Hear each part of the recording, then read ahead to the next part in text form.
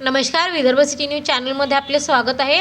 नवीन वर्षाच्या स्वागताची सुरुवात अनेक जण उत्सवाने करतात. मात्र अमरावतीचे युवा समाजसेवक आणि भारतीय जैन संघटना अमरावती शहराचे अध्यक्ष शुभम राजेश कुमार जैन यांनी सेवेने नवीन वर्षाची सुरुवात केली आहे. नवीन वर्षाच्या पूर्वसंध्येला शहरात कायदा व सुव्यवस्था राखण्यासाठी रात्रंदिवस कर्तव्यावर असलेल्या पोलीस कर्मचाऱ्यांप्रती कृतज्ञता व्यक्त करण्यासाठी शुभम जैन यांच्या वतीने चहापाण्याचे आयोजन करण्यात आले. शहरातील विविध ठिकाणी तैनात पोलीस कर्मचाऱ्यांना प्रत्यक्ष भेट देत चहा वाटप करण्यात आले.